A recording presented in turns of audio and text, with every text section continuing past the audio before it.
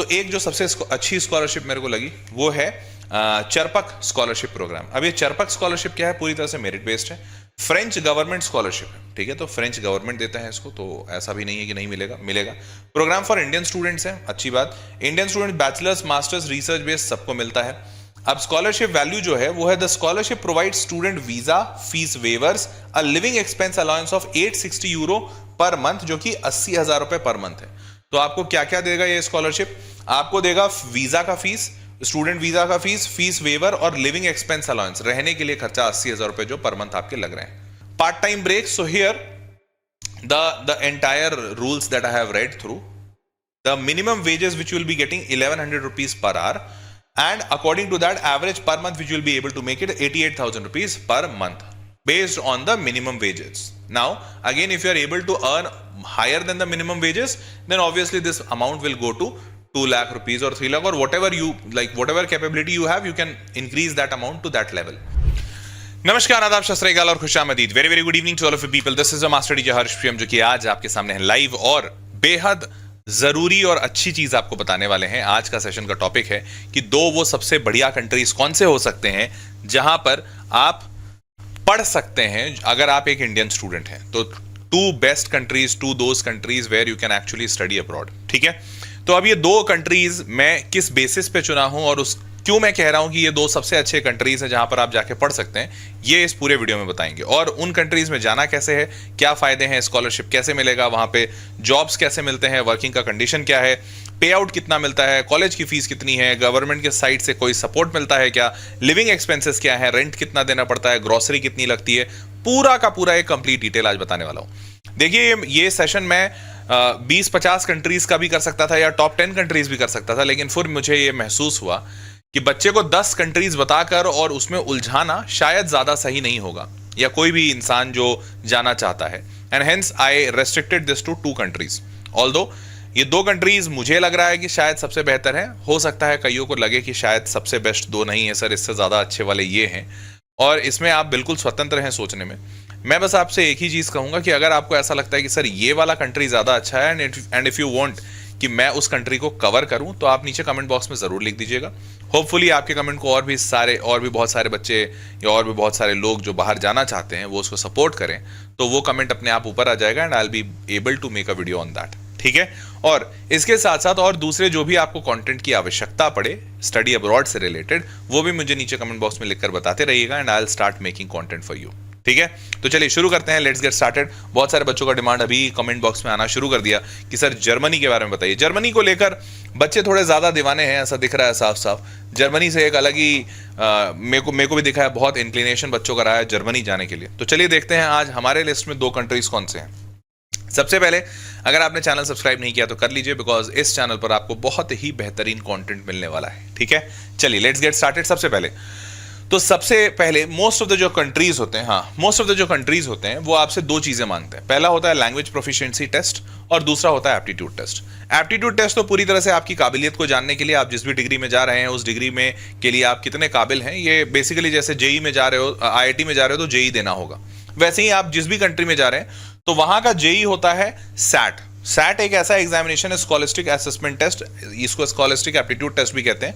ये एक ऐसा टेस्ट है जो most of the countries, most of the colleges में एक्सेप्ट होता है, और इसके बेसिस पे कॉलेजेस ये असर्टन करते हैं कि बच्चा कितना काबिल है। और इसीलिए वो फिजिक्स, केमिस्ट्री, मैथ्स, बायो ये सब नहीं पूछते हैं, वो एप्टीट्यूड पूछते हैं, मतलब जनरल सोचने की काबिलियत किस किस बच्चे में अच्छी है, वो इस एग्जामिनेशन से पता चलता है। इसी का एक दूसरा वर्जन जो अभी रिसेंटली आया है, that is American college testing, ACT।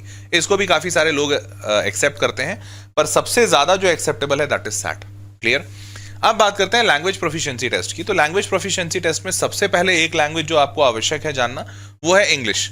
अब कई लोग कहेंगे सर हमें इंग्लिश आती है, पर बाहर वाले कॉलेजेस या दूसरे कॉलेजेस सिर्फ इंग्लिश आती है ये बोलकर एक्सेप्ट नहीं करेंगे, दे नीड सम प्रूफ। और प्रूफ होता है ये इंग्लिश लैंग्वेज का test of English as foreign language, TOEFL, TOEFL इसो शॉर्ट फॉर्म में कहते हैं। तो टॉफेल जो है, test of English as foreign language, ये एक टेस्ट है, ये एक्सेप्टेबल होता है, वाइडली एक्सेप्टेबल है अक्रॉस वर्ल्ड। दूसरा टेस्ट IELTS मतलब international English language testing system. IELTS और टॉफेल दोनों इंग्लिश को ही टेस्ट करता है, आपको दोनों देने की आवश्यकता नहीं, दोनों में से कोई भी एक दे दीजिए चलेगा। अब इसके बाद आपको एक और बताऊं, इसी इंग्लिश की तरह और भी बहुत सारे एग्जामिनेशंस हैं, ऑल्दो ये दोनों सबसे फेमस है, एंड सबसे ज्यादा फेमस बोलोगे तो आईएलटीएस कहा जाता है। क्लियर? अब moving forward, language proficiency test में एक और चीज इंपॉर्टेंट आ जाती है। अगर आप किसी ऐसे देश में जा रहे हैं जहां पर वहां का लोकल लैंग्वेज काफी, पहला एग्जांपल इज चाइना, दूसरा एग्जांपल इज जापान, तीसरा example is Germany.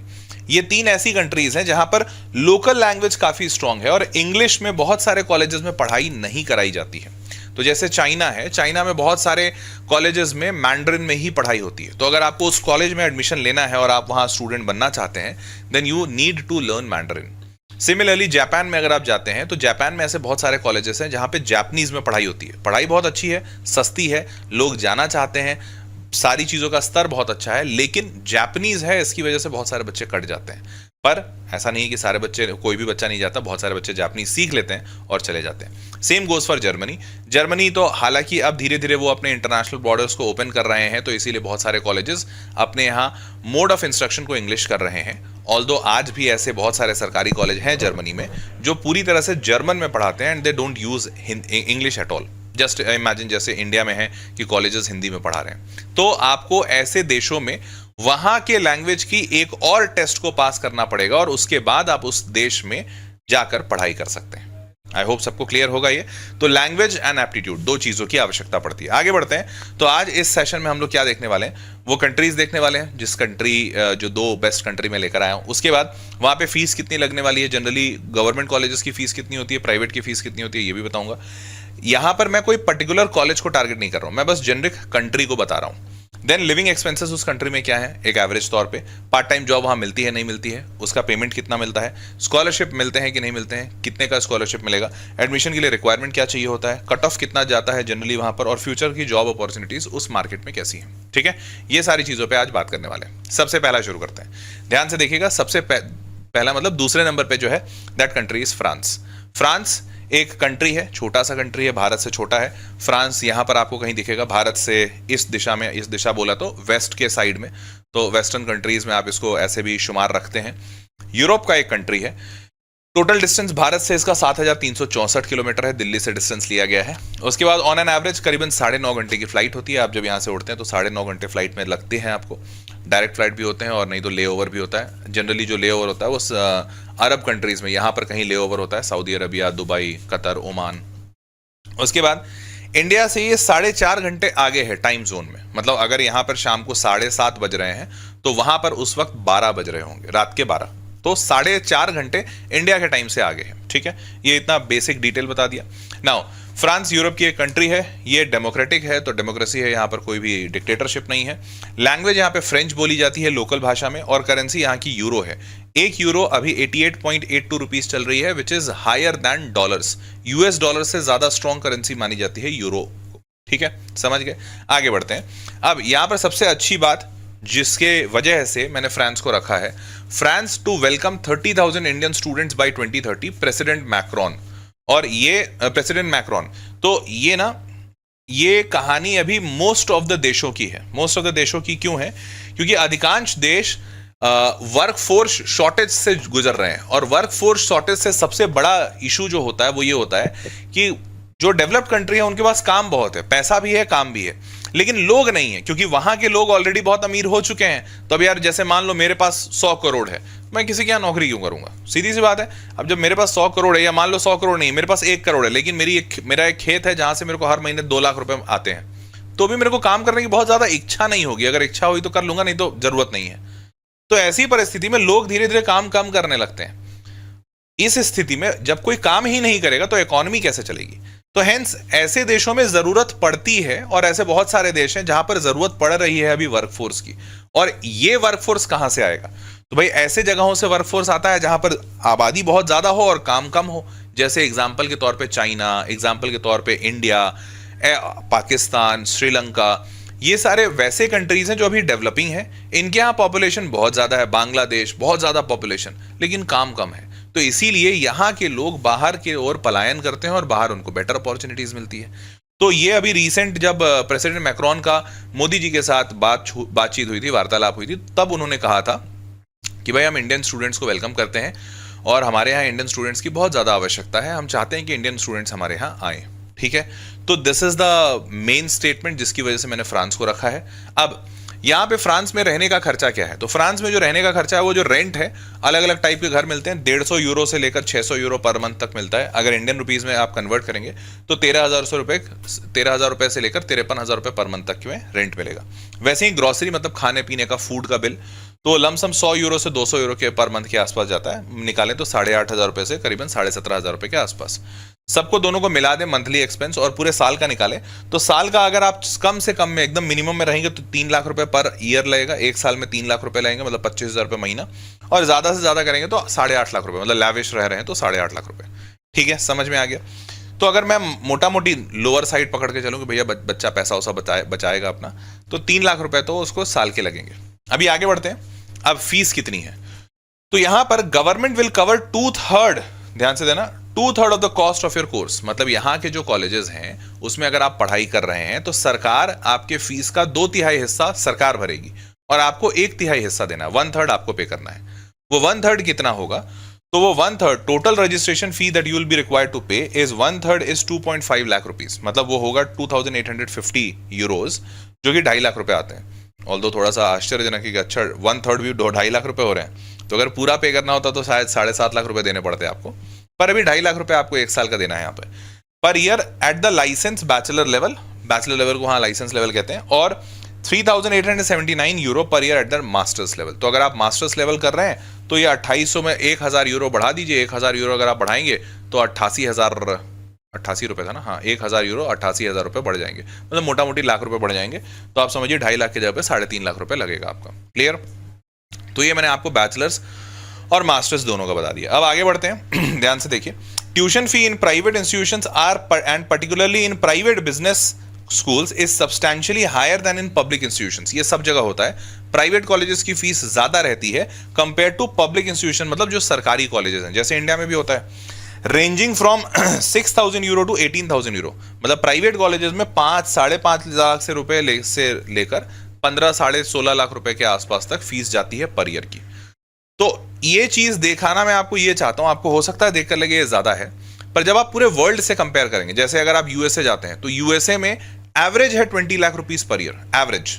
Higher side पे जाओगे तो बहुत महंगे महंगे भी है। तो मैं आपको वर्ल्ड के कंपैरिजन में दिखाना चाहता हूं कि अगर आप प्राइवेट में भी पढ़ते हो तो भी ऐसा नहीं है कि बहुत ज्यादा पैसा लगे। जैसे 5 लाख रुपए अगर लगे तो 5 लाख इंटू 4 कर दो, 20 लाख। भाई यहाँ बिट्स पिलानी की फीस 25 लाख रुपए, इंडिया में बिट्स पिलानी से अगर तुम पढ़ते हो तो 25 लाख रुपए लगेंगे।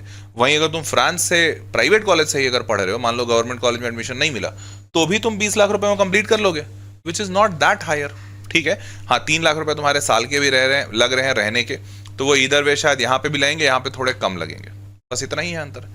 तो hence this is the cost for private colleges. Although सारे लोग, मेजॉरिटी लोग कोशिश करते हैं कि भैया गवर्नमेंट कॉलेजेस मिल जाए जो सबसे अच्छे होते हैं। ठीक है, आगे बढ़ते हैं। अब ध्यान से देखिए, पार्ट टाइम जॉब यहां कर सकते हैं क्या, तो हाँ बिल्कुल कर सकते हैं। पार्ट टाइम नौकरियां कैसे होती हैं, क्या इसका स्टेटस होता है, तो 900 से 1,000 रुपए पर मंथ आप 900 से 1,000 यूरो आप पर मंथ कमा सकते हो।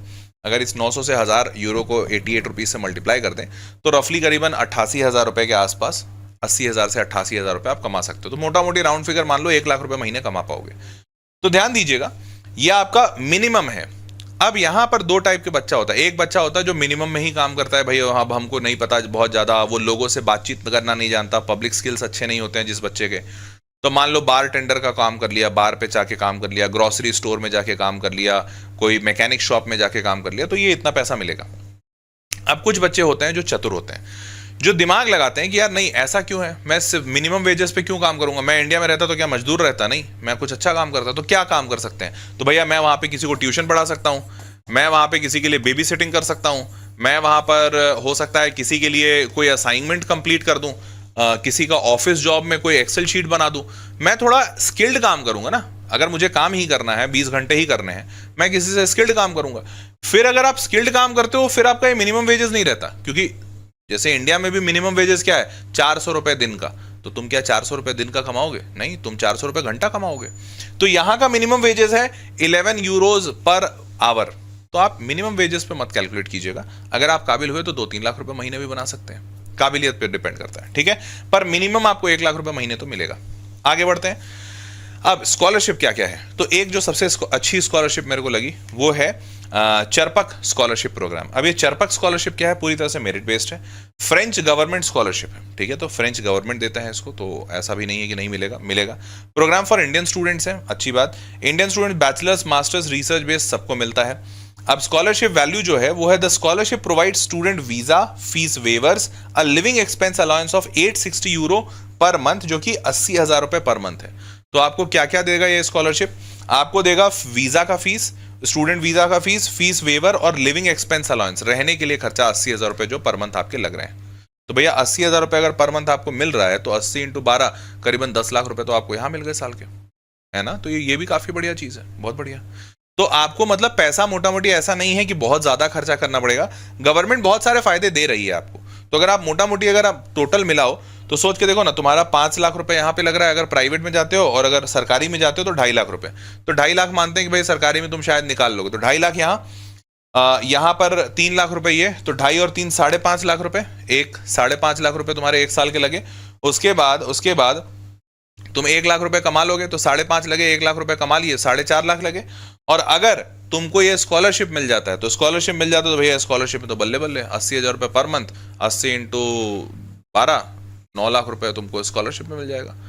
तो what I am trying to say possible है। अब ठीक है ये मिले ही नहीं ये भी नहीं पता, पर नहीं भी मिलेगा तो भी 4-5 लाख रुपए साल का है, जो कि इंडिया के कॉस्ट के हिसाब से तुम 20 लाख रुपए में एकदम आराम से बिना स्कॉलरशिप के यहां से इंजीनियरिंग कर पाओगे, जो कि एक अच्छा ऑप्शन है, ठीक है। चलिए इसीलिए फ्रांस को रखा था। ऑल्दो स्कॉलरशिप का एक पूरा डिटेल जो है आपको ज्यादा अच्छा इस वेबसाइट पे मिल जाएगा, www.ind.campusfrance.org/scholarships, ठीक है, फॉर इंडियन स्टूडेंट्स। तो /scholarship फॉर इंडियन स्टूडेंट्स कर लीजिएगा तो आपको दिख जाएगा। चलिए नाउ मूविंग फॉरवर्ड, अब रिक्वायरमेंट्स क्या है एडमिशन की। तो एडमिशन की रिक्वायरमेंट ये होती है कि 60 से 65% इन देयर अर्लियर क्वालिफिकेशन, मतलब 12वीं में आपके 60 से 65% होने चाहिए, जितने ज्यादा अच्छे नंबर आ जाए उतनी अच्छी बात है। Eligible for apply for bachelors. उसके बाद इंग्लिश लैंग्वेज आपके लिए मैंडेटरी है, तो IELTS TOEFL किसी एक का आप मार्क्स दिखाइए। उसके बाद आप अगर किसी कॉलेज में जा रहे हैं, उस कॉलेज में मीडियम ऑफ इंस्ट्रक्शन फ्रेंच है। जैसा मैंने आपको बताया था बहुत सारे सरकारी कॉलेज ऐसे होते हैं जो आज भी फ्रेंच में पढ़ा रहे हैं, जर्मन में पढ़ा रहे हैं, जापानीज में पढ़ा रहे हैं। तो अगर वहां पे फ्रेंच का रिक्वायरमेंट है, आपने जिस कॉलेज में अप्लाई किया है, तो अगर उस कॉलेज में फ्रेंच की रिक्वायरमेंट है तो आपको फ्रेंच लैंग्वेज प्रोफिशिएंसी एग्जाम देना पड़ेगा। तो इसीलिए कई लोग ये भी करते हैं कि जब चुनने वक्त, जब वो कॉलेज को शॉर्टलिस्ट कर रहे होते हैं कि कौन से कॉलेज में अप्लाई करना है, तब वो ये भी देखते हैं कि भैया इस कॉलेज में मीडियम ऑफ इंस्ट्रक्शन क्या है, इंग्लिश है या फ्रेंच है। इंग्लिश है तो बल्ले बल्ले, फिर तो आपका यही एक एग्जाम दो और उसी से निकल जाएगा और आपको समझ में भी बेटर आएगा। पर अगर फ्रेंच है it will be very tough for you, ठीक है। तो hence English proficiency examination is your course in French, और if you want to demonstrate your proficiency in French you will need to take test like DELF और DALF, ठीक है। Now moving forward, France में these are the famous colleges, most famous colleges in fact: HEC Paris, INSEAD Paris, École Polytechnique College, ESSCC Business School, Schema Business School, and Sciences Po Paris. So these are some famous colleges of entire France. Now in these famous colleges, how much marks do you need for IELTS or TOEFL? तो ये English proficiency के test हैं। In HEC Paris, the best college of France, the best college. So here you need some 7 to 9. Now IELTS band is calculated at from 0 to 9. तो 0 to 9 मतलब you need 7 to 9 out of 9. 7, 7.5, 7.8 ये भी चलता है, लोग accept होते हैं, but lesser than 7 they generally don't accept. Now as you go down you will see कि 6.5 तो minimum चाहिए to any college for admitting you. 6.5 is minimum which you need by any college for getting admitted to these colleges, ठीक है। ये IELTS requirement है। Now moving forward, job opportunities कैसी हैं। तो जॉब अपॉर्चुनिटीज कैसी हैं, तो देखो फ्रांस, अब ये वहां का एक न्यूज एजेंसी है जिसने ये कोट किया है that France seeks skilled foreign workers to fill growing job vacancies in the key sector. Main sectors में there are not people who can actually serve और who can actually fulfil the demand of growing jobs, लोग नहीं है। So they need people, and hence since there are no people, like lesser number of people in their own country, they would be needing these people from outside of their country. Hence international migration, international skilled workforce is required. So these places do have a good job opportunity, and that's why this becomes a good destination for a lot of Indian students. Clear है सबको? Now moving forward, future job opportunities में engineering, IT, software, marketing, sales, इसमें what is the average annual salary in France reported by their like French websites. So 55,160 euro annually. Now all converted to Indian rupees, 48 lakh, 38 lakh, 40 lakh, 57, 42, 60, 32 and 63. So the highest paying and rewarding job is nursing. I don't know how many of you would be interested in doing the nursing job, but if you leave this nursing job, then the highest paying job next is 57 lakh rupees, human resource and management, which is a quite easy kind of job. Human resource, HR manager, you would have heard about it. So HR is the next rewarding thing, and then after that the next rewarding thing is engineering, which most of you want to do. So 48 lakh rupees is the average. If you do anything better than the average, you will get probably a better salary. So I hope सारे लोग समझ पा रहे होंगे, isn't it? Now the next country or the best country, as what you were also telling, Germany. अब Germany क्यों best है, क्या कारण है भाई? जर्मनी सारे लोग बोल रहे हैं, जर्मनी जाना चाह रहे हैं, क्या बात है, कारण क्या है? चलो देखते हैं.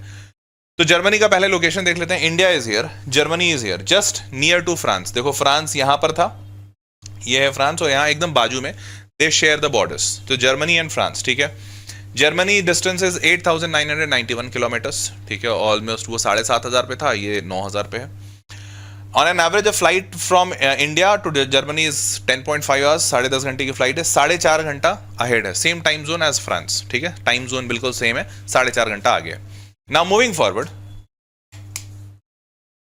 कंट्री यूरोप में है, डेमोक्रेटिक कंट्री, जर्मन है, यूरो इसकी करेंसी है. तो आपको बता दूं, यूरोप में there are lot of countries who are members of European Union, and since they are members of European Union, there the currency which is there, which is predominant, the currency which is there is EU, European, like euro, sorry, which is euro. So 1 euro is 88.82. So this same currency goes in almost all of the countries, Germany में, France में, सारे जगह पे, ठीक है. Clear है? Now moving forward, I think taking education loan is not easy. Yashraj, it might be a myth also. In fact, these days there are a lot of companies, private sector players, private companies who give education loan to international students for their study. Why?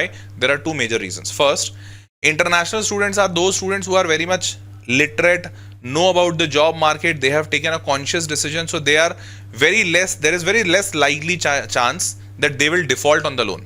India में तो क्या होता है कि अरे पढ़ाई नहीं हुआ, जॉब नहीं लगा, लोन डिफॉल्ट कर दो. अब कोई बच्चा, if someone is moving out of the country, he has thought about his or her plan, so they will end up getting some job. That is most likely the case.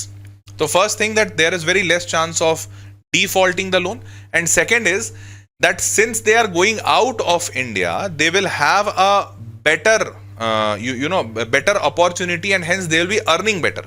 Now if they will be earning better, the chances of these companies charging on a higher interest rate would increase. So hence they charge higher interest rate with these people who go abroad, because they get good jobs, 48 lakh rupees average salary. So hence getting loan, मतलब abroad के लिए, पढ़ाई के लिए loan लेना is quite easier compared to getting loan for Indian country, मतलब Indian colleges. ठीक है, समझ गए?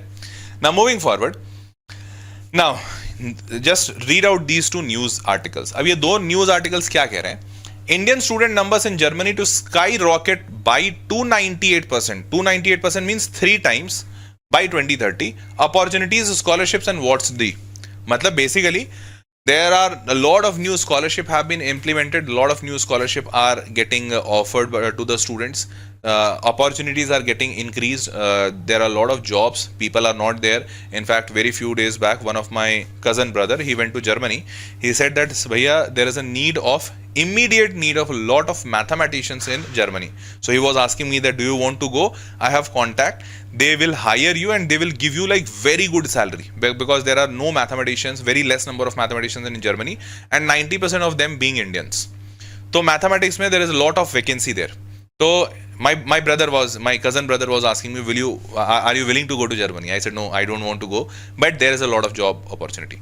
Next, Indian students overtake Chinese as largest study abroad group in Germany. Matlab, earlier Chinese students were in highest number in Germany. Right now Indian students have overtaken them, because India is also understanding that okay, Germany is a very good destination and we should go for Germany. देखो बहुत सारे बच्चे मेरे को बोल रहे हैं, sir Hindi में बताओ. बेटा हम हिंदी में तो बोल देंगे, लेकिन एक बात बताओ, वीडियो देख रहे हो विदेश जाने का, लेकिन ये वाला वीडियो चाहिए तुमको हिंदी में। सोच के देखो, विदेश जाओगे तो वहां पे भी यही बोलोगे, कैन यू स्पीक इन, भाई वो भगा देंगे। तो it's better that you start understanding, listening, talking everything in English, because if you have to increase your English level, don't you think that you have to get into that zone that okay, now I'll be kind of more English, then only English will come fluently from your tongue, isn't it? Now still you want कि sir Hindi में बताओ sir, मजा नहीं आ रहा है sir, फिर काहे जा रहे हो अब्रॉड, या फिर अब्रॉड जाना नहीं तो फिर वीडियो काहे देख रहे हो हैं। चलो, anyways moving forward, so Germany, what's the living expense? Now this is again a good part. Here the living expense is not that high. So accommodation, food and groceries and insurance, if you add all of them, so accommodation is around 36,000 on a higher side, food and groceries is around 17,000, and then insurance is around 11,000. If you add all of them, roughly 60 to 62,000 rupees on an average comes down. Now if you add all of them, 7.5 lakh rupees per annum. Sorry, I misunderstood it. It's on a higher side compared to France. Now it's on a higher side. So 7.5 lakh rupees per annum is the average living cost in Germany. Now moving forward, now the lower part is the fees. I misunderstood it. So the lower part here is the fees part. Now you will have to pay 100 to 350 euro only per year. That means around 9,000 to 31,000 rupees per year. Even if I take the higher figure, 30,000 rupees per year, don't you think that this is even cheaper than Indian universities? Even if you study in India, you will have to pay, even for the minimum what you will pay in India, you'll have to pay like 1 lakh, 1.5 lakh, 2 lakh. That is also considered lower. Even the NIT fees is 1.5 lakh or 1.75 lakh rupees per annum. So if you have to pay only 30,000 rupees in Germany, that's a very good option, and that's why most of the students are moving abroad to Germany. Although living expense here is on a higher side, 7.5 lakh rupees, but fees is very less. Now moving forward, fees, private universities can charge. Now private universities fees is obviously higher. Here also government colleges do have a very lower fees. Private colleges do have 5,000, matlab 4 lakh rupees per annum to around 17 lakh. It can go up to 17 lakh also. Now if I take a private college only, 5 lakh rupees, so almost similar to France, 5 lakh rupees per annum. Now even if you take 5 lakh rupees per annum, 5 lakh rupees for 4 years, that makes 20 lakh rupees. Again, lower compared to BITS Pilani or any other private college, good private college. So this means this is not so higher.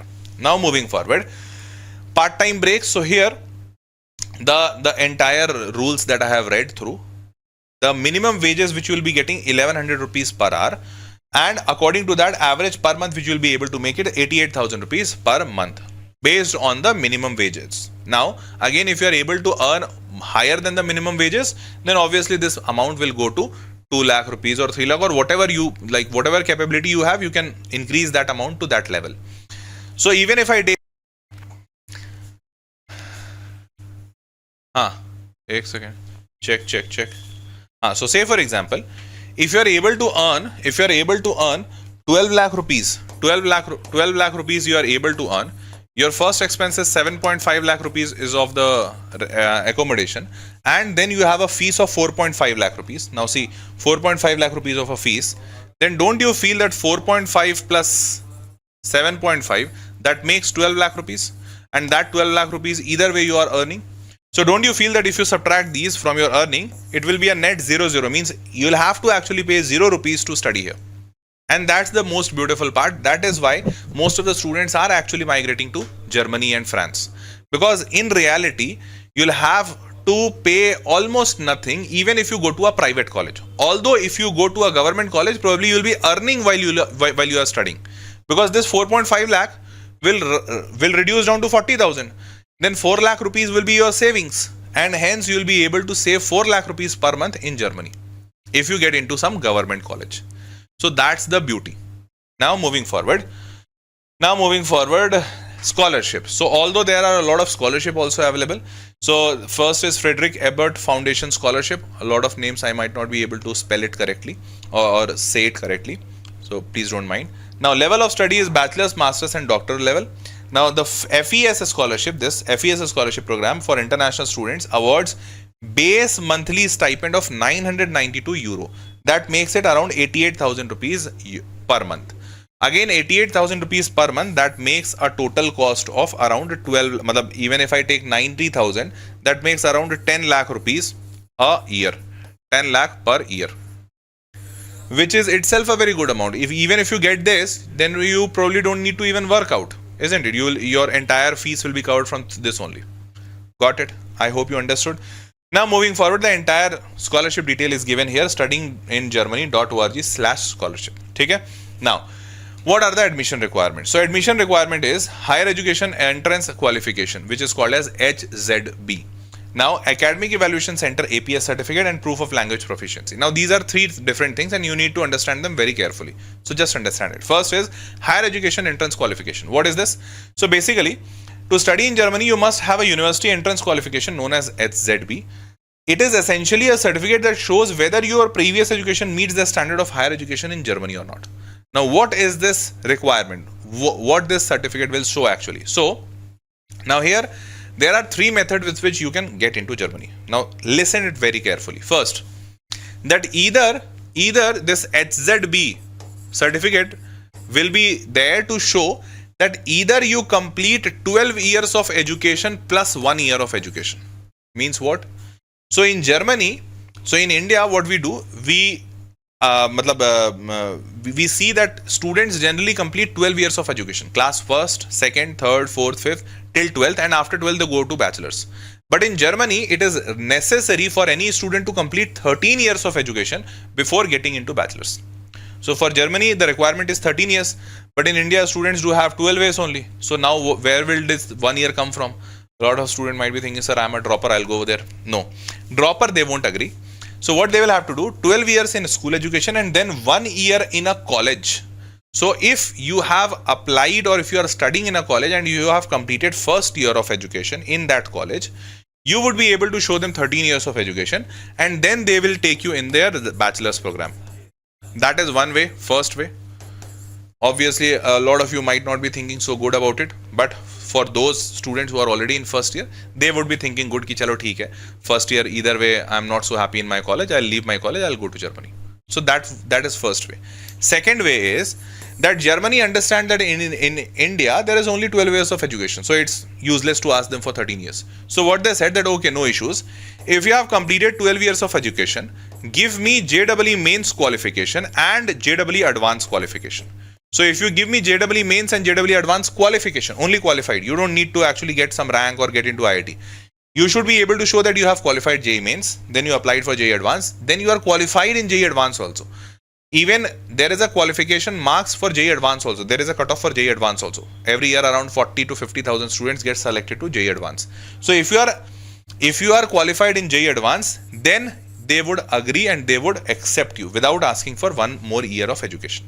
This is the second methodology. Third methodology.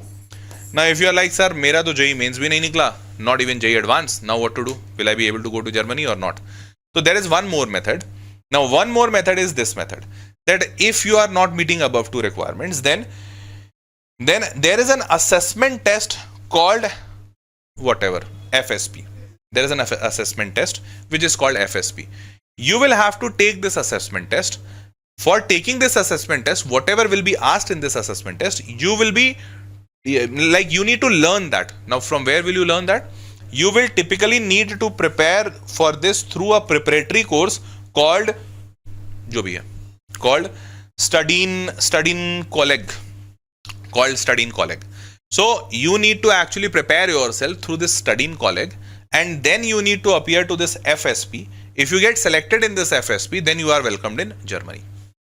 So three major way through which you these are the only three ways through which you can get into Germany. First way, that either you should complete 13 years of education in India, 12 years in school and 1 year in college. First year college is allowed. Or second, that you should be qualified in JEE mains and advanced, then they will accept only 12 years of education plus mains and advanced qualification. Or third, that you prepare yourself through Studying Colleg and then you appear for FSP. If you clear FSP, you are into Germany. Got it? These are the three methods. Now moving forward. Now there is an APS certificate. Now what is this APS certificate? So basically APS certificate actually shows that all your academic records which you are presenting, that okay, I got 10th, I got 93% in 10th, I got this much percentage 12th. So all of them are valid document. You have not forged any document. That's a certificate which is called as APS certificate. Now applicants with education qualification from China, India and Vietnam, पता नहीं ये तीन देशों को इन्होंने क्यों बदनाम किया, but for these three countries they have specifically made this rule that APS certificate would be required. Now there is an APS center in New Delhi also for verification of all your educational documents, and once they are verified they will provide you with this APS certificate. Got it? Now moving forward, the APS checks the authenticity of educational biographies and the corresponding educational certificate and issue certificates if the result is positive. So they will issue that certificate. Now moving forward, admission requirement, then proof of English language proficiency. So obviously IELTS or TOEFL you need to give. Apart from that, if you are applying to a university where German is the mode of instruction, then you need to appear for a German test also. So you'll have to check that whether you are applying to a college where English medium of instruction is there or not. If English medium of instruction is there, tab to that's fine. But if English medium of instruction is not there, then you need to actually give a German test also, and then you need to qualify. And this German test is not easy. They need level 2. They don't need level 1. They need level 2 of German. Okay. So it's not easy. Now moving forward. So although if you apply to a college where they are teaching in English, that's very wow, fantastic. Then you need IELTS score of 6.5 to 7.5 out of 9. And PTE score of 58 out of 58 to 70 out of 90. So as what I said, most of the countries do accept IELTS, so you can give IELTS and then you can go. Okay. Now moving forward, job opportunities scenario. So in future job opportunities, Germany has the lowest unemployment rate in the EU. In the entire European Union, Germany has the lowest unemployment rate, means most of the people are employed. With a record low of 5.8%, it has an unemployment rate of 5.4% in 2022 as compared to 7.4% in France, which is again a lower side, and 9.2% in Italy and 13.3% in Spain. Although just to give you an idea, in India, what is the unemployment rate? So in India, the Indian government has claimed that it has got an employment rate of 10.2%, which is almost all-time lowest. Which is probably all-time lowest. I am not very aware of the data, but this is 10%. Obviously, the unemployment rate in Germany and France is on a lower side, and hence I have chosen it also. Got it? Now moving forward, future job opportunities, one more thing. So here, Germany has the highest paying industries in Germany are banking and finance, medicine, consulting, IT, where you are trying to go, legal jobs, etc. The salary ranges from 65,000 euros to 85,000 euros, which amounts to around 60 lakhs to 75 lakh rupees. I tried helping you as much as I can, but still if there would be some points which I would not have been able to cover, so you can very freely reach out to me or to my team for getting that help or getting that counseling or getting that information for that matter. So how you can do that? There is a link in the description box, given in the description box. You can click on that link, fill all your details. You'll get a call back from my team within 48 hours. Why asking 48 hours? Because this service is absolutely free of cost. Hence, we are getting a high call volume. So you'll be getting a call within 48 hours. You can ask all your doubts. You can clear all your points and on all your information you can get from my team. Thereafter, you can decide. Okay. So we would be happy helping you. You can just drop down your details, and my team would be connecting with you to give you all the details. Okay, fine. So that was all for this session. Hope you loved and enjoyed it. With this, it's time to say a goodbye. See you all in the next session. Till then, bye bye. Take care. Good night.